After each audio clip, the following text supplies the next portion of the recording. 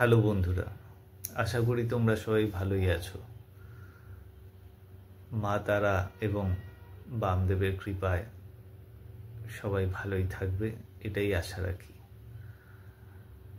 আজকে যে টোটকাটা নিয়ে এলাম সেটা হচ্ছে, আমাকে অনেকে ফোন করেছেন যে আমার বাচ্চা পড়াশোনা করছে না, আমার বাচ্চা পড়ে কিন্তু পড়া মনে রাখতে পারছে না, তো তার জন্যে কি করা যাবে গুরুদেব বলুন। তো তাদের জন্যই আজকের এই টোটকাটা। যে বাচ্চারা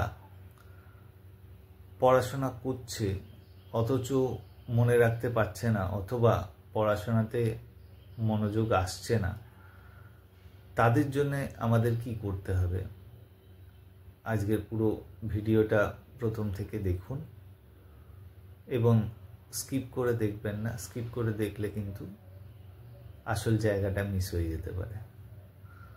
আর আমাদের এই ভিডিওকে লাইক, শেয়ার এবং বেশি করে সাবস্ক্রাইব করুন, যাতে আপনাদের কাছে আরও ভালো ভালো ভিডিও আমরা পৌঁছে দিতে পারি।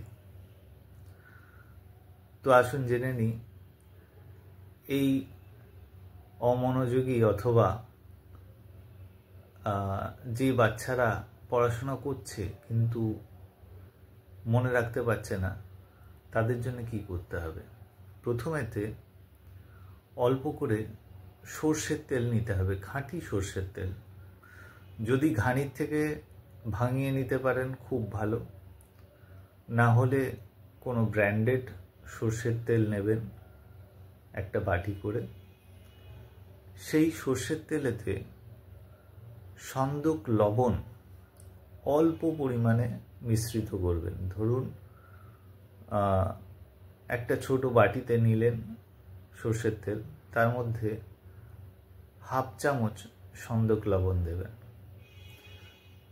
এই সন্দক লবণযুক্ত সর্ষের তেলটি কি করবেন, বাচ্চার পায়ের যে চেটো রয়েছে সেই চেটোর মধ্যে সুন্দরভাবে ঘষে মালিশ করে দেবেন।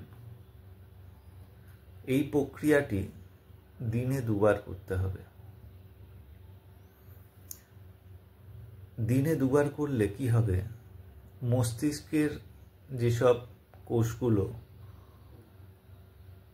বন্ধ হয়ে রয়েছে, তারা ঠিকমতো কাজ করতে পারছে না, সেই কোষগুলো মুক্ত হয়ে যাবে এবং খুলে গেলে দেখবেন আস্তে আস্তে বাচ্চা পড়া মনে রাখতে পারছে এবং মনোযোগী হচ্ছে। জয় বামদেব, জয় মা তারা। আপনাদের সকলের মঙ্গল হোক, এই শুভকামনা করে আজকের ভিডিওটি সাঙ্গ করছি। আমি তারানন্দ তীর্থনাথ, দক্ষিণেশ্বরের পার্থ ঠাকুর। বন্ধুরা, আপনারা আমার কমেন্ট বক্সেতে কমেন্ট করবেন। আপনাদের যে কোনো সমস্যা যদি থেকে থাকে, আমি চেষ্টা করব মায়ের কৃপায় সমাধান করার। জয় গুরু বামদেব, জয় মা তারা। সকলের মঙ্গল হোক, সবাই ভালো থাকুন।